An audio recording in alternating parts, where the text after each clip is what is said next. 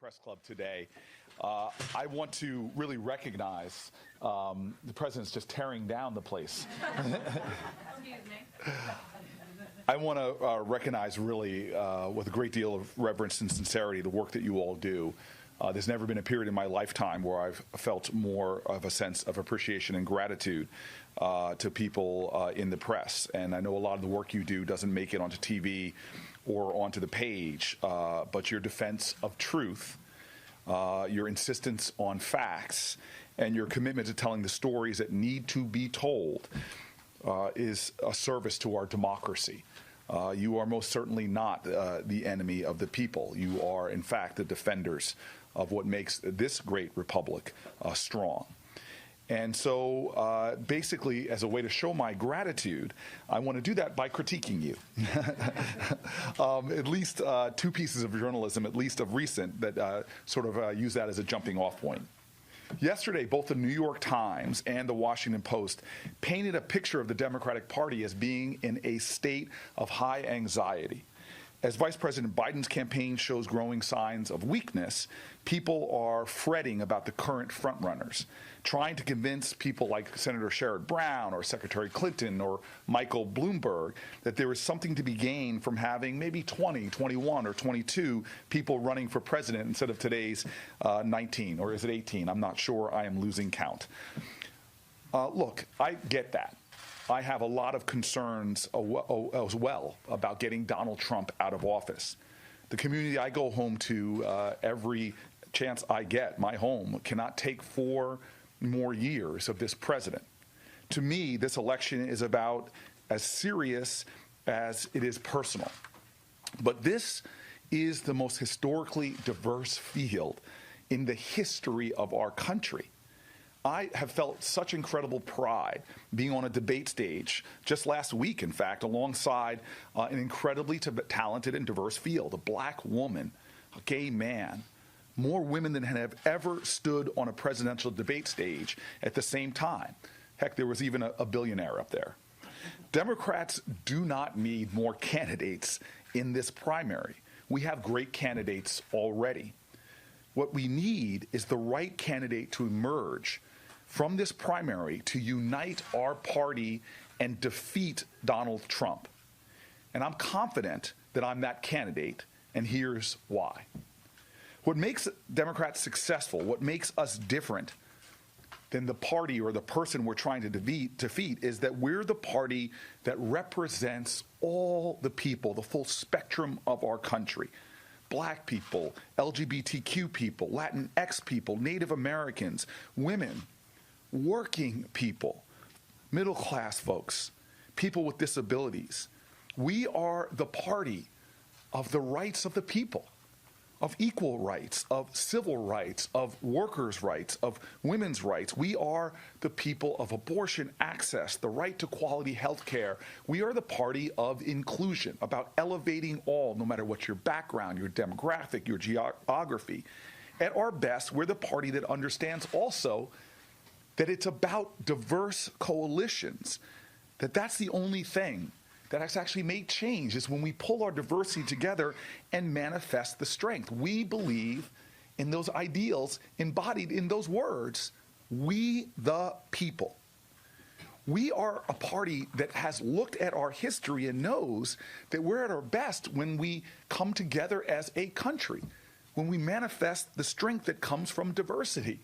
And in fact, in every major moment of American history, when we've done great, defiant things that have shown humanity a way into the future, it was our diversity that was our strength. When the Russians put up Sputnik, we didn't stand back as a country and say, oh my gosh, look what they did. We mobilized this whole nation and brought together bolder coalitions. It wasn't just white male astronauts that actually stepped on that moon. It was hidden figures and others that made it possible. Our diversity is our strength. And in politics, that is the only way the Democratic Party wins. We didn't win a Senate seat in Alabama or flip the House in 2018 by emulating the divisive politics of this president and the National Republican Party. We didn't elect Barack Obama twice because he ran away from those core values, but because he embodied them. Candidates who show the best of who we are as a party are the ones who build winning campaigns, broader coalitions. So those Democrats who are looking for an alternative now, I want to make the case today very directly that look no further. I can and have excited a diverse coalition of voters. I can and have united progressives and moderates. And I will not divide this party and drag others down in personal attacks for the sake of winning a short-term polling boost. We need to keep the long view in mind, not just winning a primary, but beating Trump, understanding that this is a moral moment. And what we need in this country to counter someone who every day demeans, degrades, and divides is to be the party that is up for unifying this nation, putting more indivisible into this one nation under God. And bringing this country together to move us forward is the only hope we have. It is the promise of America for more people and for a stronger coalition that can actually deal with the challenges we have at home and abroad. The Democratic Party is a diverse party, and that's our strength. We have been since 1936, when FDR got 71% of the black vote, including my own grandfather, who switched from Republican to Democrat, who bragged to me about being an organizer, getting African Americans to become Democrats in Michigan. He delivered. He believed that FDR had a vision for everybody at a time when our country was in crisis. In a party and a country that is only becoming more diverse, not less, the ability to build multiracial, multi-ethnic coalitions is not just nice to have. In a presidential campaign, in our primary, it's a job requirement. I'm the only person in this race who has demonstrated time and time again, with only my own name on the ballot, an ability to turn out the vote and also win in heavily African-American electorates. Starting with my first run for city council over 20 years ago in an urban core, the Central Ward of Newark, New Jersey, an African-American ward. I went door to door, standing in laundromats, bus stops. At a time, if you all know, the political machine was trying to attack me and call into question my own ethnicity. I won in an African-American community because I energized and engaged a core constituency in the Democratic Party. In 2013, it was even more spectacular in the sense that I ran in a special election for the Senate. And what made this race unique, I don't think I've seen something like it, is instead of adding my race to the slate of regularly scheduled state elections, the Republican governor at the time, spending taxpayer money to do it, held my election on a random Wednesday in October, weeks before the actual general election in the state of New Jersey. And here's why he may have done that. Black voters in my race in New Jersey accounted for 13% of the electorate in my election. In his election a few weeks later, in a general election competition, black voters accounted for just 9.7% of the electorate. Let me say that again. In my election, on an unprecedented random Wednesday in October, got a significantly higher voter turnout of African Americans than his gubernatorial election that had many other competitive elections up and down the ballot on a normal Tuesday in November. I've spent my entire career working in majority black and brown communities, taking on what many Americans consider the most difficult of challenges, from a broken criminal justice system to a broken healthcare system, and producing results that are not only excellent for my neighbors, but stand out in this nation. What we need to understand right now as a party is that every successful struggle, not just electoral struggle, but every successful struggle for justice in America, not to mention the winning coalitions we've seen in modern times in our elections, has included the active participation, the high engagement of African American voters. In fact, in recent elections, black women are engaged more and vote at higher rates than the national average. This is our present right now. It's also our history. That's how we brought down segregation in Birmingham, marched from Selma to Montgomery, got Voting Rights Acts passed into law 54 years ago this summer. Heck, that's how we overcame the longest filibuster in Senate history. We overcame that by building strong coalitions, with the core element of that being African American voters. And most recently, this electorate, that's how we won for the Democrats in 2008, 2012, and most recently in 2018. And that's how we're going to win next year. I hear a lot of Democrats talking about winning the Midwest. Well, yes, I believe we as a party have to reach out to those voters who took a chance on Trump in 2016. But we also win back the Midwest by turning out black voters in Milwaukee, in Detroit, and Philadelphia who didn't vote at all. There was a serious diminution of African American turnout between 2016 to 2012. If blacks had voted at the same rate in 2016 as they had voted in 2012, we would have a President Hillary Clinton right now. We win back the Midwest by empowering and energizing the full spectrum of our voters. Muslim voters in Dearborn, Michigan. We flip Georgia by inspiring black voters in DeKalb and Asian American voters in Gwinnett. We win Texas, we turn Texas actually blue by activating that broader coalition, turning out Harris County and Tarrant County and Fort Bend County, and energizing the largest and fastest growing ethnic group in this nation, which is Asian American voters. We win by engaging Latinx voters, and especially young Latinx voters across the country. And we expand the map by using every resource at our disposal to combat voter suppression. 2016 wasn't just the first presidential election after the first black president. It was the first presidential election since 1965 where we didn't have the full protection of the Voting Rights Act in place. And let's not make any mistake.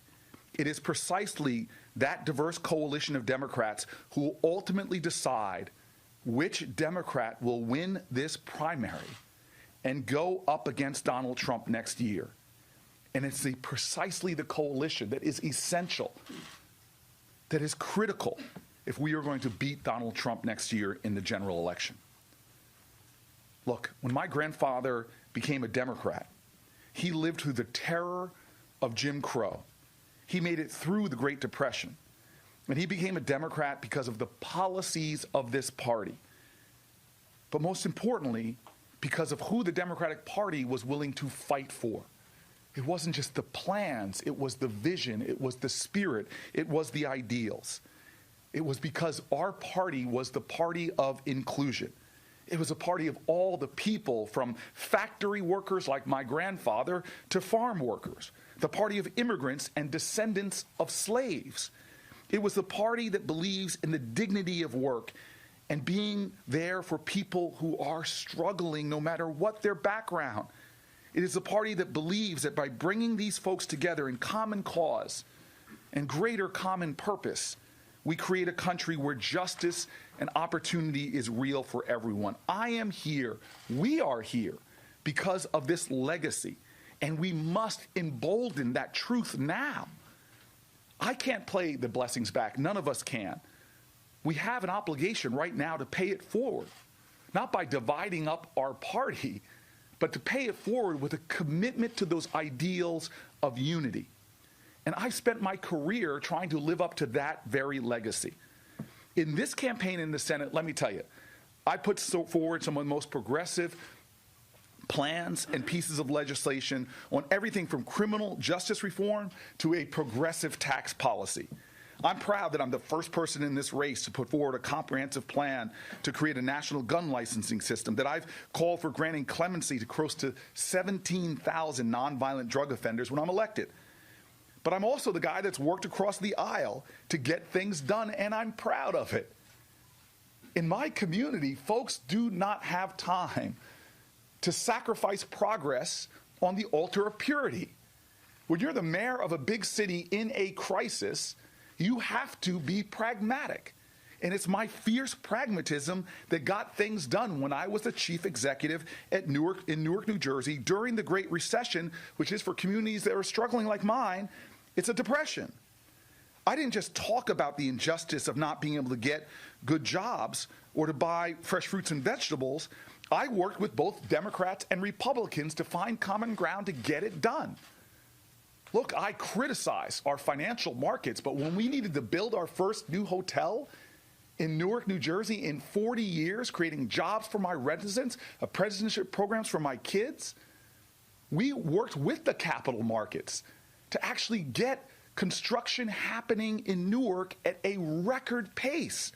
We brought people around a table, from unions to financiers, to activists, to city leaders, to make sure that we could get things done. When I was mayor of the city of Newark, I did not have time to trip over partisanship or divisions between moderates and progressives. We had an urgency, and I had a clarity of purpose. We brought together everybody from the Manhattan Institute to progressive activists to put forth New Jersey's first ever Office of Reentry to help men and women coming home. I had a Republican governor who I could write a dissertation on my disagreements, but he and I found common ground to help transform Newark schools, to actually create a contract that got our teachers union and a Republican governor sitting around a table and agreeing to raise teachers' salaries. These aren't things that you talk about as plans. When you are fighting for a low-income community, a black and brown community, you have to make progress. You have to unify moderates and progressives and even reach out to people on the other side of the aisle. And when I came to Washington, my record speaks for itself. I am proud that I worked across the aisle, that I created the relationships necessary to get things done. It's a badge of honor to me that I have friendships with people who are Republicans. Heck, when I got down to Washington, I went out to dinner with Republicans. I sat in prayer Bible study with everyone, from meals and prayer with everybody from Jim Inhofe to Ted Cruz. And we got things done. With both of those men, I've actually passed legislation to help recovery after disasters, to help foster and homeless children. I brought people together from across the country and across the aisle to get a bipartisan criminal justice bill passed into law that liberated thousands of people who should have never been in prison in the first place. And my negotiations directly with the White House was one of the reasons why the last provision put into that bill was a virtual ban on juvenile solitary confinement. This isn't about rigid ideology. It's not about tearing people down. It's about, in America, to make progress, you got to be a leader who can pull all people together. I'm running for president because of the totality of our party. I'm not talking about moderate lanes versus progressive lanes. I'm talking that this moral moment in America, I am the best leader to unite the entire party. I have a record of working on both sides of the Democratic divides as well as this nation's divides. And in a time after Donald Trump, this nation needs someone who is about healing and unifying, not for a kumbaya moment, but because that is the only thing that we have shown in our history that enables us to defy gravity, to do the things other people think can't be done.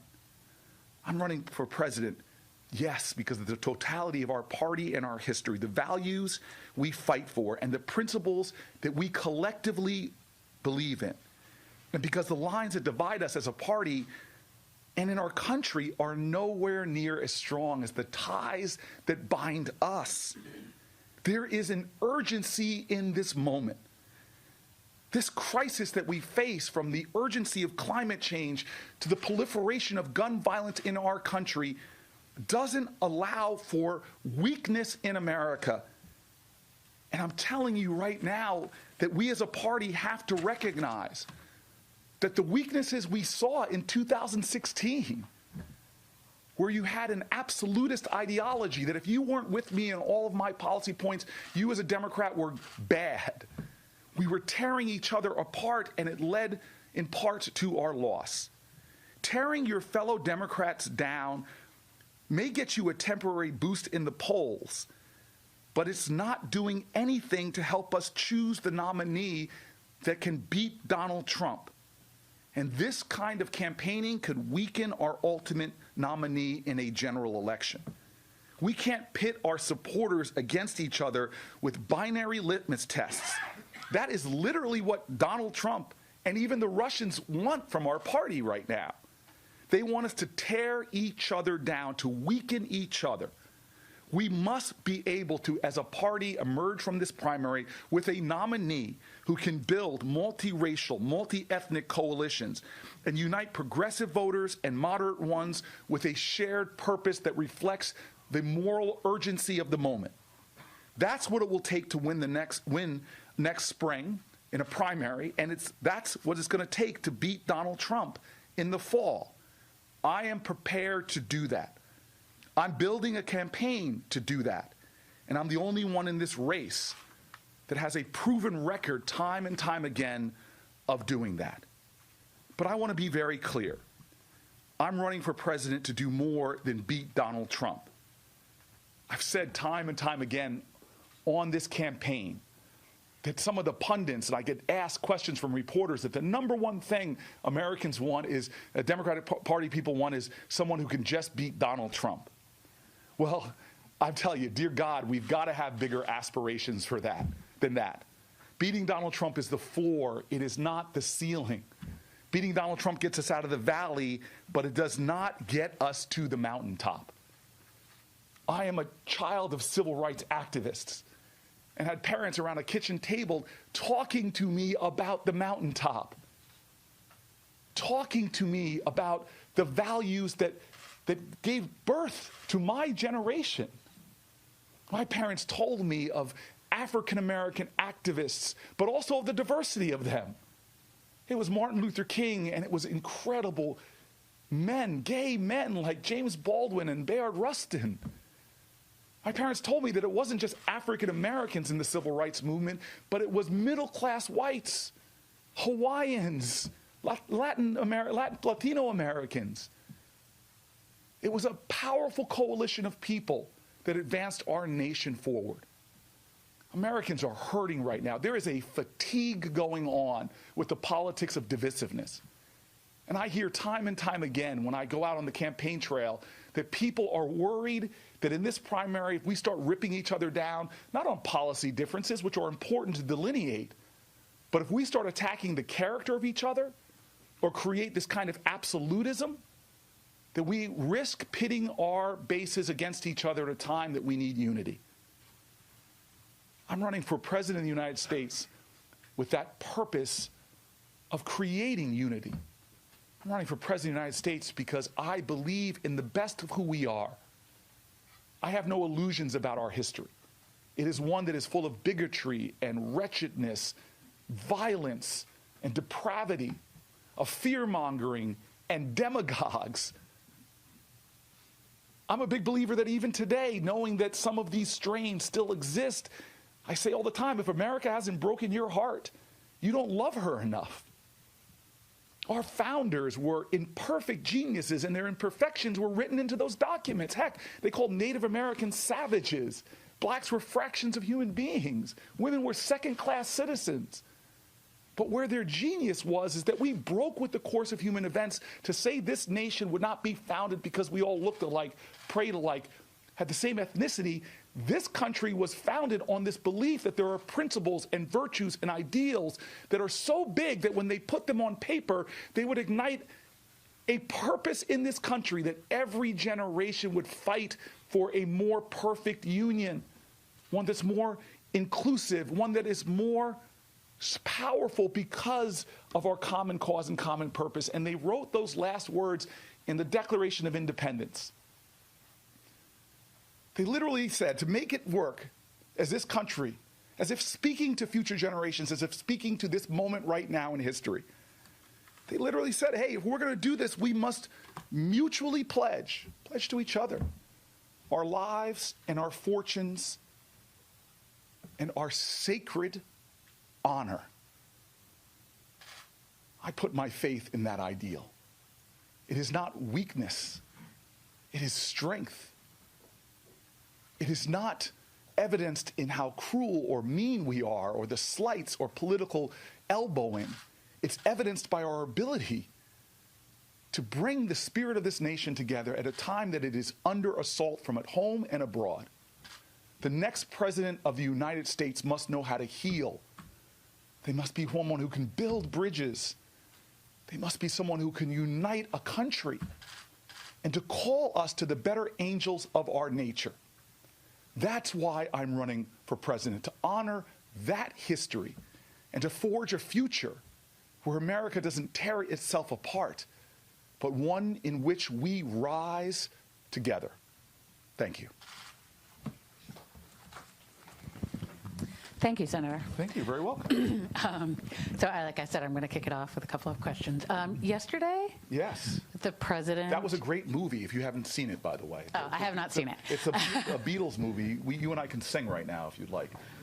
I know I'm carrying a microphone, but you wouldn't want me to do that. Okay.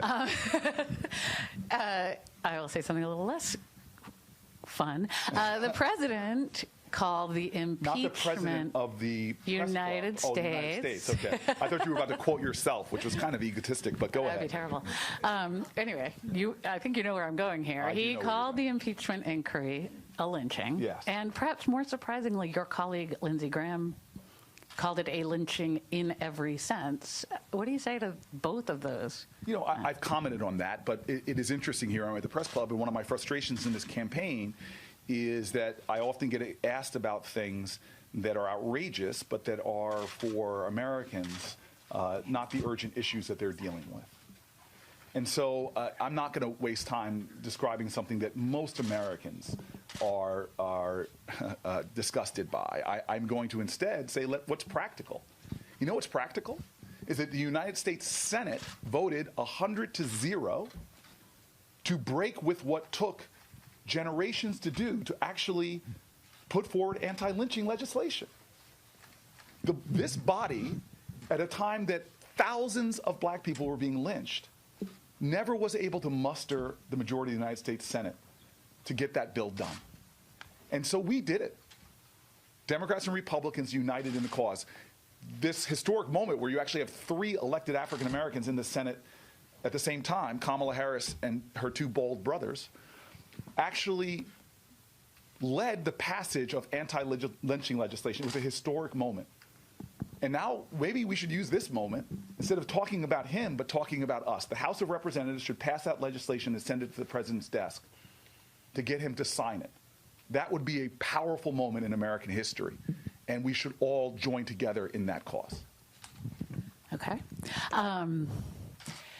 Separately, when you were talking about your campaign, you said you're not running for poll numbers, you're not running for individual primaries, but you do need to win some primaries. So what is your plan? What's your plan for that? Well, first of all, I know that there's a lot of obsession with poll numbers right now, but they have not been predictive ever in the Democratic Party, ever in predicting who would go on to be president. In fact, nobody in the Democratic Party in my lifetime and yours has ever gone on to the presidency when they were polling ahead this far out. In fact, the people that usually win are the ones that are polling behind this far out. In fact, the only people who have won.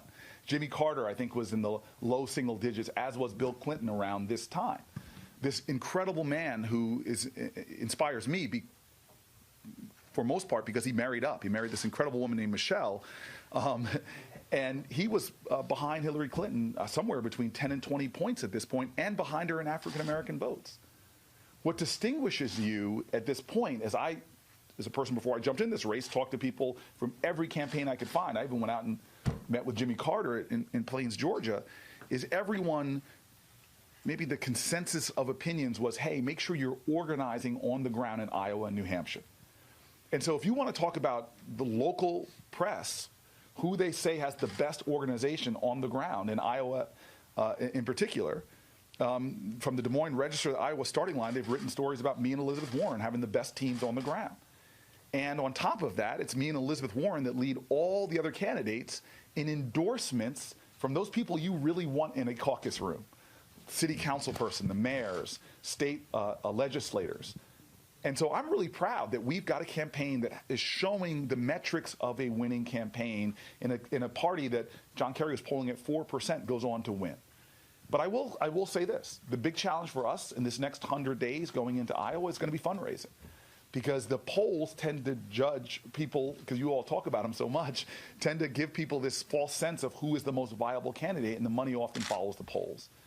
I've tried to lay out a case today that we have the best chance of winning the nomination based upon the theme that people want. And I've seen the polls, 70, 80% in Iowa want someone who can unify the party, who can heal, who can bring this country together. And so on the very theme of my campaign, if people want that voice, which I'm confident is the loudest voice and most effective voice on those issues, then we're going to need to get a lot more fundraising support, because now those people who are raising more than us are trying to hire up at rates that we can't match right now. And that's why one important measure that I'm going to be focused on is trying to get as many people as possible to go to corybooker.com and make a contribution. And I know that you're in the media. You could visit my website. If you stumble and fall and drop a few dollars, I won't be upset about you. It won't undermine your independence and credibility.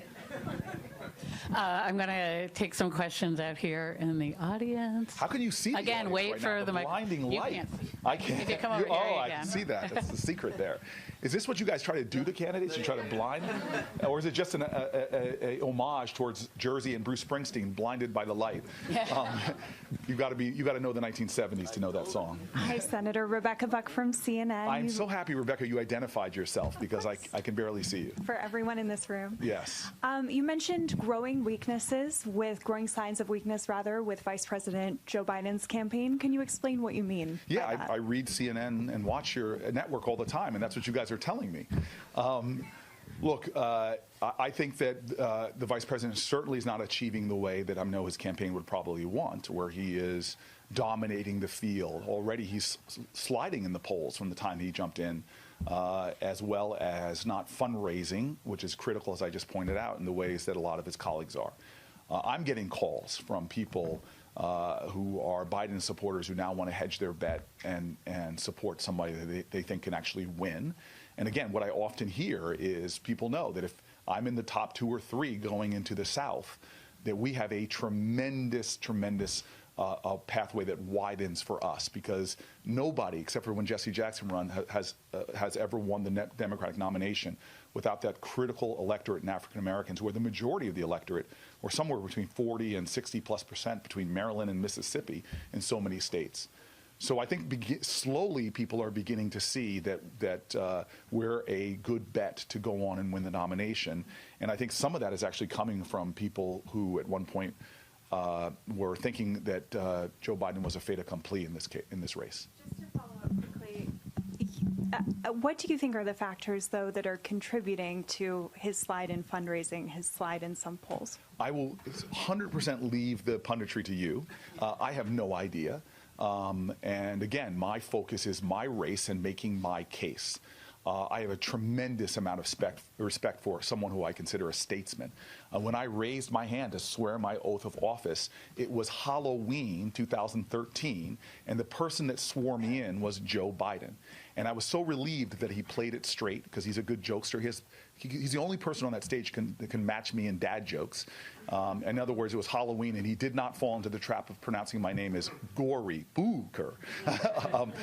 You didn't even give me a laugh like that. So I have love and respect for Joe Biden. Let his campaign talk about his campaign. I'm talking about mine.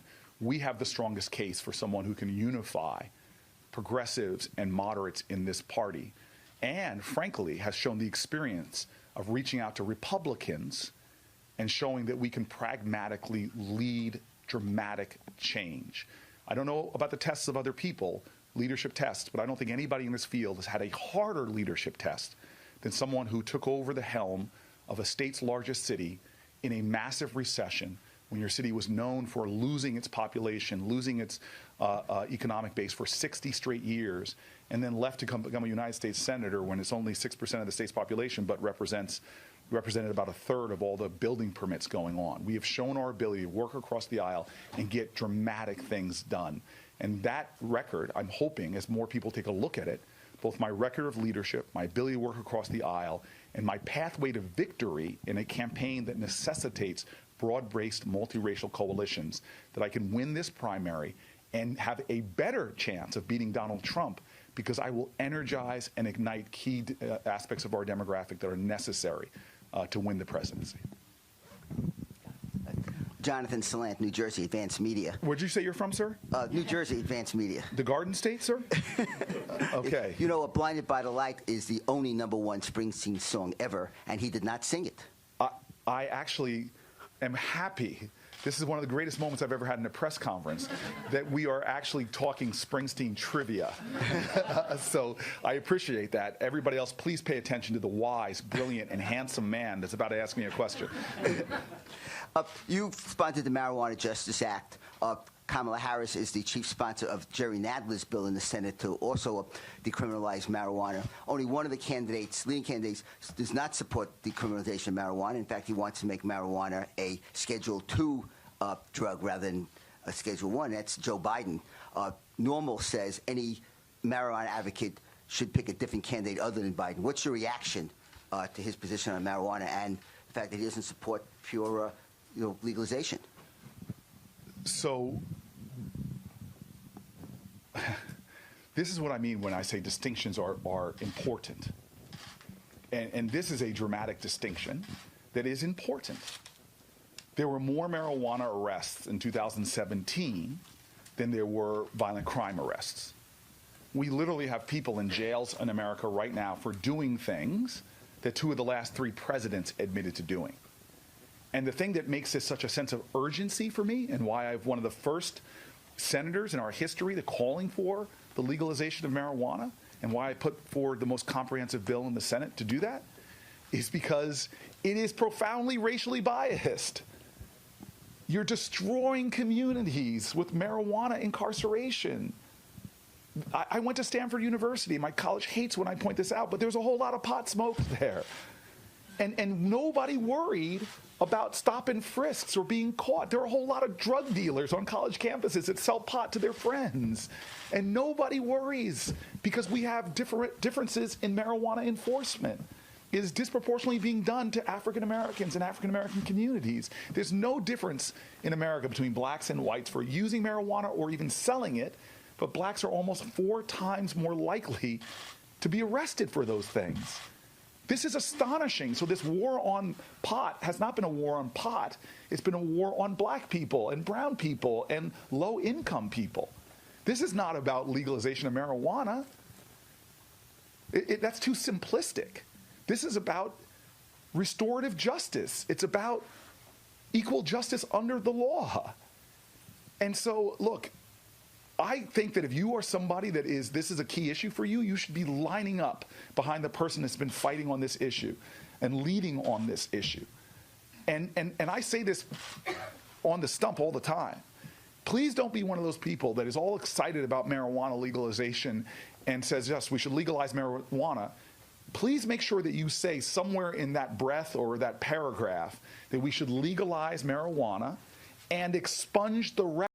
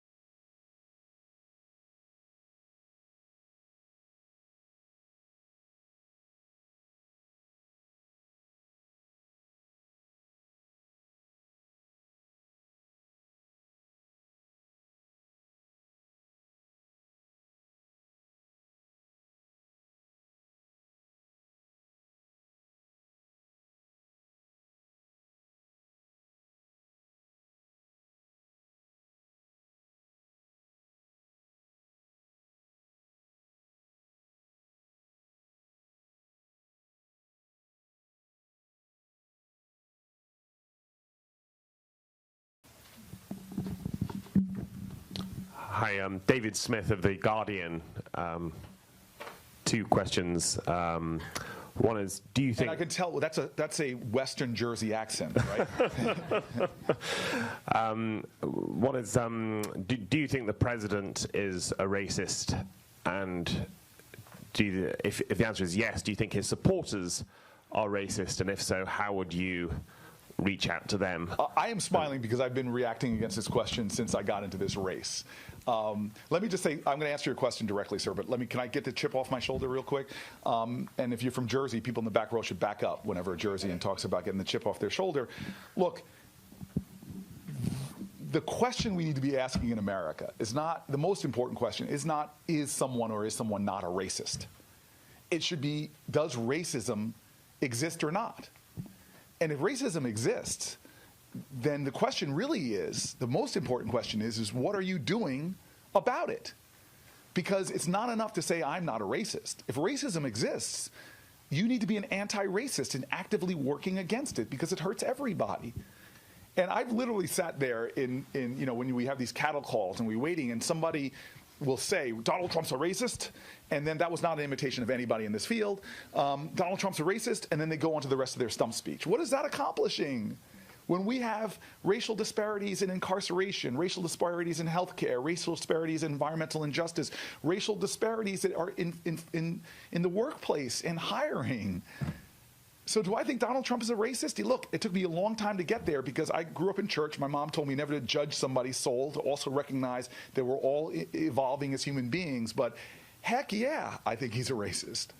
But that's not constructive in dealing with persistent racism in our country. Martin Luther King said it best. He said, you know what? I can't legislate someone to love me, but I can stop them from lynching me. He said, I can't pass legislation to change one's heart, but I can pass legislation to restrain the heartless. And so Donald Trump, when his Department of Justice pulls back from oversight of local police departments who have deep challenges with racial disparities in incarceration, and we're not doing active work, that to me is dangerous. When Donald Trump's Department of Education, under Betsy DeVos, guts the Office of Civil Rights and stops doing things to work on what is the school-to-prison pipeline, the differential impact for young black children, often young black boys, for being expelled at race for the same infractions, much bigger than white little boys. That, to me, is a real problem. So my urgency to run for president of the United States is not because I'm going to be talking about who and who isn't a racist. I'm going to be working from that position to call us to understand that we're all in this together, that we need to deal with persistent racism in our country. And so I just hear that question all the time because we're so Donald Trump obsessed. We really are.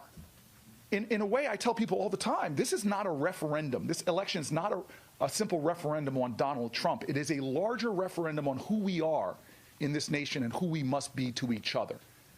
And I use this, and I know people might try to dismiss this word, but to me, this comes back to the most powerful force on the planet Earth, which is love. But love is not anemic. It is not sentimentality. Patriotism is love of country. You can't love your country unless you love your fellow countrymen and women. But love says, hey, if your kids don't have great access to public schools, my kids are lesser off. If your kids are facing discrimination, well, King said it, injustice anywhere is a threat to justice everywhere, because we are one nation with one destiny. And we have to work against sexism and racism and homophobia. All of these things should be the urgency, not identifying specifically or simply a guy in the White House who tells us who he is every single time, or so many times he opens his mouth and talks about everything from, excuse my language, shithole countries, to his ability seems to criticize minority women in a way that he would never talk about white men. Hi, I'm Penny Starr with Breitbart News. Back to the lynching for 1 second. This Bart that is bright? It's I don't think I've ever heard of it. It's named after a person, Andrew Breitbart. Is there? Oh, really? I didn't know that. Oh, okay. And who was Andrew? He was probably the pioneer of citizen journalism. Oh, that's fantastic. Yeah. And are you a citizen journalist, or do you get paid for your job? I'm a journalist. You're a journalist? Yes. Okay. Real quickly, back to the lynching question. Since Trump tweeted and there's been a lot of outrage expressed, there's also been a lot of reporting on Democrats have used that term over and over when Bill Clinton was being impeached and other times. Can you comment on that, please? Yeah, I don't know if you know this, but There have been a lot of Democratic racists in the past. I'm not talking about people that have used that word in recent history. I'm going back to George Wallace and the like. And if every time we call out Donald Trump for behavior and the first response is, look at the Democrat, that's not going to solve the problem.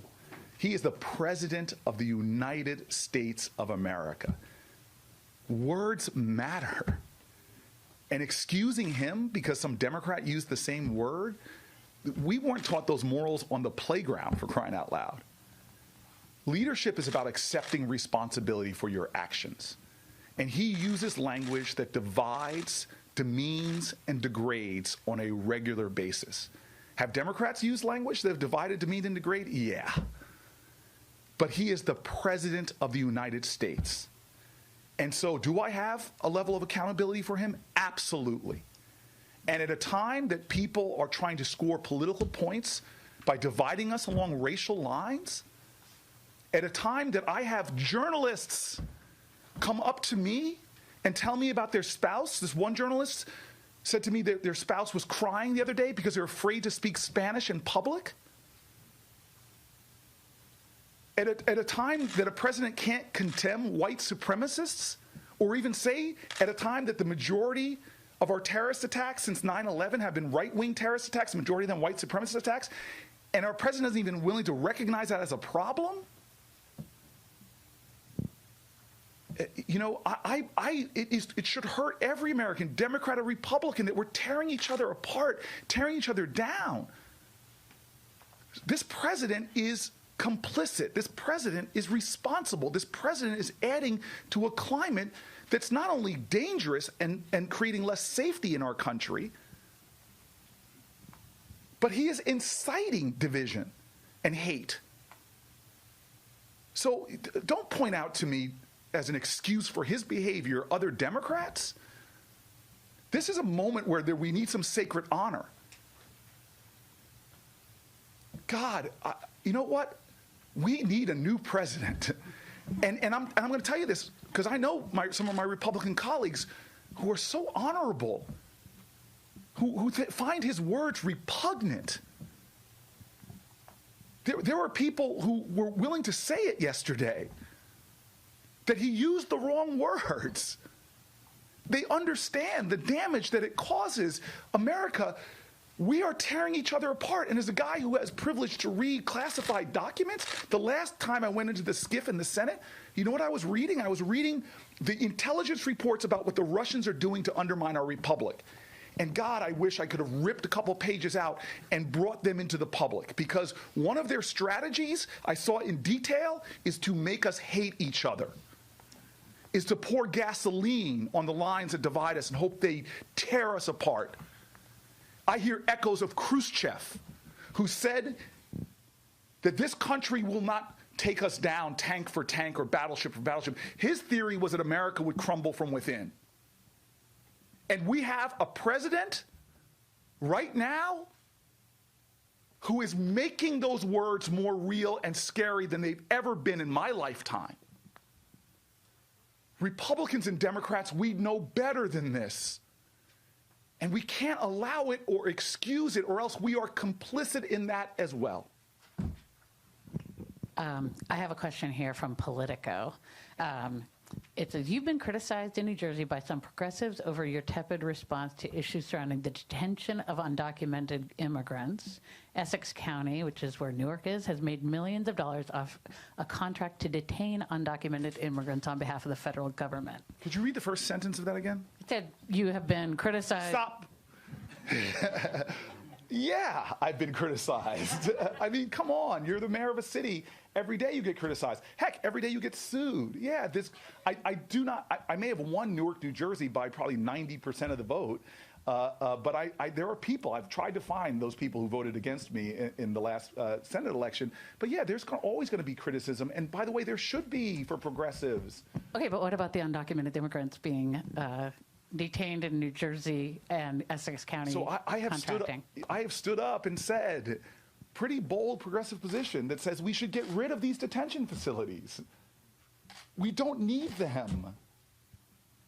The Obama administration showed that we can have, without detention facilities, we can have nearly 100% compliance with our legal system. 100% compliance by doing things like the family case management model they had, that actually for the fiscally responsible out there, it actually is so much less taxpayer money than locking up people like we're seeing in Essex County and across this country. I don't know how much further there are anybody in this field in calling for the virtual elimination of these kind of detention facilities that are not necessary for our safety and protection. If people are threats to our country, drug dealing, human traffickers, yeah, we need to not just only put them in detention, we need to remove them from our nation. But for people who pose no threats, we can do this in a system that honors our laws, protects our borders, lower cost to taxpayers, doesn't vandalize the values of this country, doesn't undermine the human rights of other people. We could accomplish all of those things. And I hope people will go to corybooker.com and actually look at the plan that I have as President of the United States. And again, if you're there and leave some money behind, I will not complain. Jeff Cook, ABC News. I'm back here by the cameras to your right. Jeff, I see you. I can see you this way. Hi, Senator. All right. And your name is Jeff Cook? Yes. Can you? Oh, no, not really. No, okay. No. That's like having a name like Booker and not being able to read. Yeah. But go ahead. You've sent out some pretty dire pleas for fundraising in the past. So far, you've been able to reach all the debates. You're lined up for the November one. But we also have candidates like Tom Steyer who are spending almost $1 million every 2 days on their own campaign. How can you beat that? And what do you need to do differently to beat that? So it used to be a joke I would tell, but now maybe it's not. Bloomberg, who gave me my best advice in politics, was saying, "Hey, Cory, before you become a mayor, become a billionaire." But clearly, Tom Steyer has virtually limitless resources to do what he wants, and we don't need that to win this election. We need to hit our fundraising goals. And so we've got every day as a sense of urgency to raise small dollar contributions, especially because we put guardrails. I took the No Citizens United pledge. So we're not taking corporate lobbyist money. We're not taking federal lobbyist money, corporate PAC money. We even said we're not taking pharmaceutical C-suite executive money. So we are really reliant on small contributions online. And that's why, I don't know if you've noticed that I might have mentioned my website 2 or 3 times for the 43 people that are watching C-SPAN right now. If I can get half of them to go to corybooker.com. My mom is one of them. She's already given. But my point is that is the urgency right now for a lot of candidates. But I think that you brought up something bigger in this. This is not an exercise in ego for me. This is not a vanity project. I'm running because of a theme. I've got compliments from reporters that say, you're one of the people in the race from the second you announced your candidacy. We know why you're running. In fact, this is the theme of my life. The book that I wrote, its title is United. My staff, to make a point to me once, pulled clips from me going back to the early 2000s, 90s, talking about this same theme, about the need in our country. If we're going to mobilize to do big things, we must have leaders that can unite this party. If my campaign can't win, I'm not just in this to stick around. I'm in this to win the election. And if there's no pathway for me to win, I shouldn't be in this race. And for the next 100 days, we have an incredible opportunity before us because, as I said, from Iowa and New Hampshire, where we're one of the top 2 candidates leading in endorsements, from the organizations we've put on the ground, we're doing a lot of things that are necessary to win. But we've got to hire up to compete. I don't need to go on TV every 5 minutes or so. I seem to turn on and see others on the campaign stage on TV. No, we need to organize because in these first 2 states, this is the wonderful thing. I confess this. I used to be one of these people in a state like New Jersey that would criticize, why do these 2 states get to go first? First caucus, first primary. And now that I'm actually in it, I think there's some wisdom to that because if California and New York had the first primaries, it would be so reliant on TV and advertising and who had the biggest war chests.